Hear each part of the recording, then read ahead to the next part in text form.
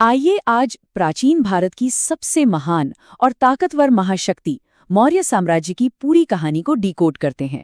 ये सिर्फ इतिहास के पन्ने नहीं हैं, बल्कि एक पूरी सभ्यता के उठने और फिर बिखर जाने की एक बेहद दिलचस्प कहानी है। लेकिन टाइमलाइन में जाने से पहले एक बहुत ही अहम सवाल उठता है। आखिर कैसे एक साधारण से भरे दरबार में अपमानित हुए एक शिक्षक ने एक ऐसी आग लगा दी जिसने पूरे भारतीय उपमहाद्वीप का नक्शा ही बदल कर रख दिया। मतलब सोचिए, ये कोई आम राजाओं की लड़ाई नहीं थी, ये एक गुरु के उस खौफनाक संकल्प की कहानी है जिसने इतिहास रच दिया। आज के हमारे इस सफर में हम कुछ अहम पड़ावों से गुजरेंगे। सबसे पहले सिकंदर का खौफ और मगध की स्थिति, फिर चाणक्य की वो कठोर प्रतिज्ञा, उसके बाद चंद्रगुप्त का स्वर्ण युग, फिर अशोक और कलिंग का वो ऐतिहासिक युद्ध, और अंत में कैसे इस विशाल मौर्य साम्राज्य का पतन हो गया।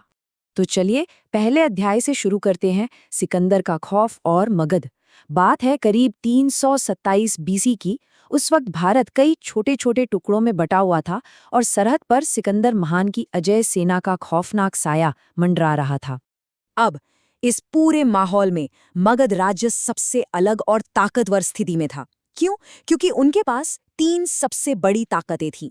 पहली, झारखंड से आने वाला बेशुमार लोहा, जिससे बेहतरीन और धारदार हथियार बन सकते थे।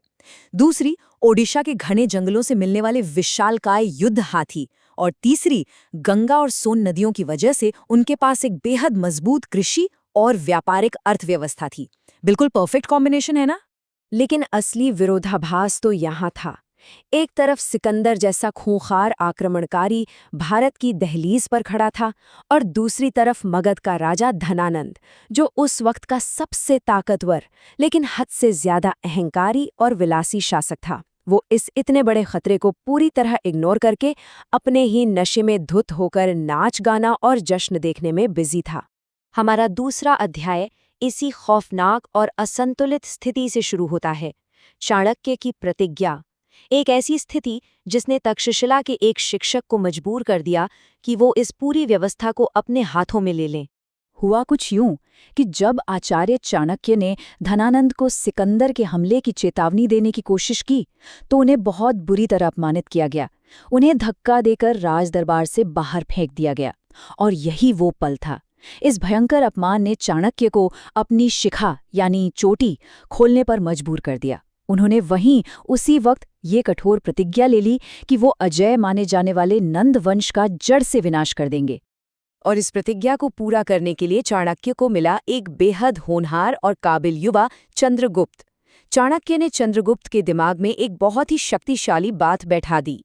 उन्होंने कहा कि धर्म अपने राष्ट्र की खातिर अपना जीवन न्यौछावर करने की उत्सुकता की स्थिति है। बस इसी एक फिलॉसफी ने मातृभूमि के लिए पूर्ण बलिदान का वो जज्बा पैदा किया जो आगे चलकर इतिहास बदलने वाला था।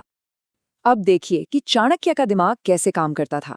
सिकंदर से लड़ने के लिए उन्होंने सीधे हथियार नहीं उठाए, बल्कि एक ब्रिलियंट मनोवैज्ञानिक युद्ध यानी साइकोलॉजिकल वॉरफेयर का सहारा लिया।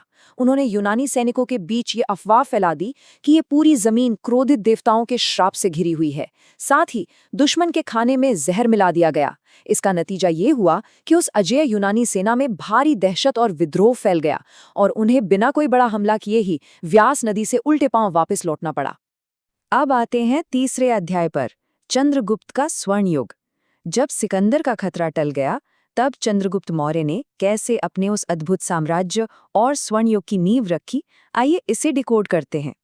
चाणक्य और चंद्रगुप्त बहुत प्रैक्टिकल थे। शुरुआती झटकों से उन्हें समझ आ गया था कि मगध की राजधानी पाटलिपुत्र पर सीधा हमला करना बेवकूफ़ी होगी। तो उन्होंने क्या किया?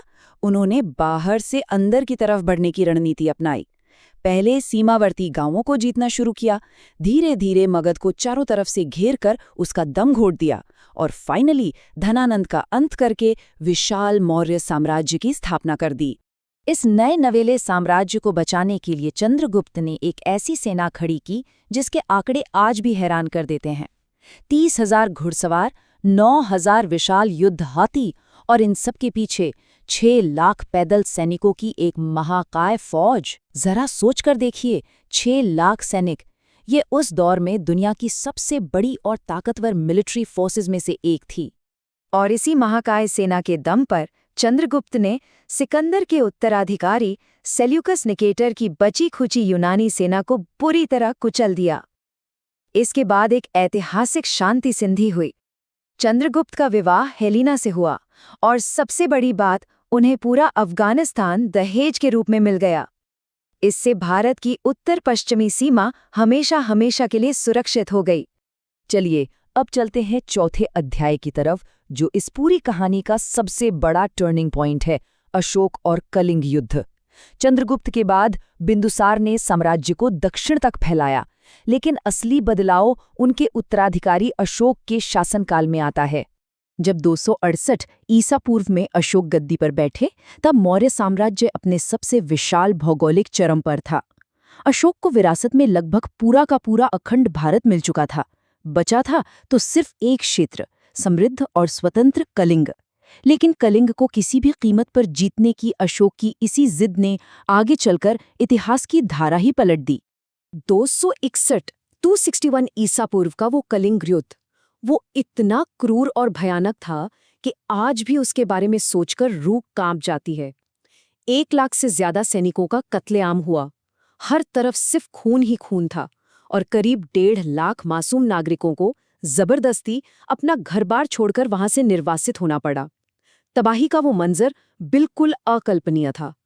इस एक युद्ध ने सब कुछ बदल दिया। इस भयानक रक्तपात को देखकर अशोक अंदर तक टूट गए।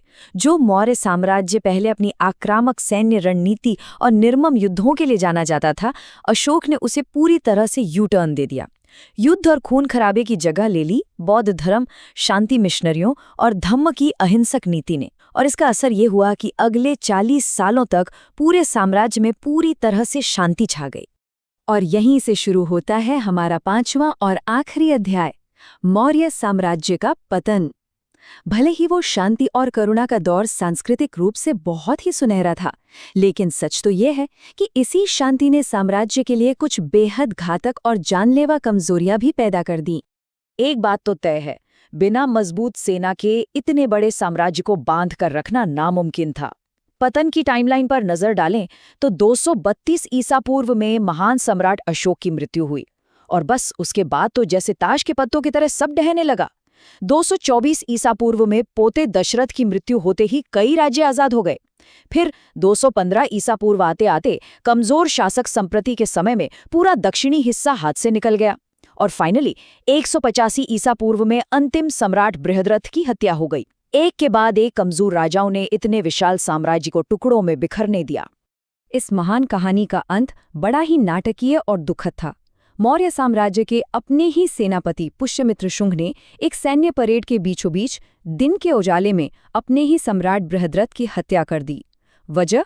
क्योंकि उस शांतिवादी राजा ने देश पर हमला कर रहे इंडो ग्रीक दुश्मनों से लड़ने से साफ मना कर दिया था, और इस तरह एक हिंसक और क्रूर दुनिया के सामने पूर्ण अहिंसा की उस नीति ने ही इस महान राजवंश का हमेशा के लिए अंत कर दिया।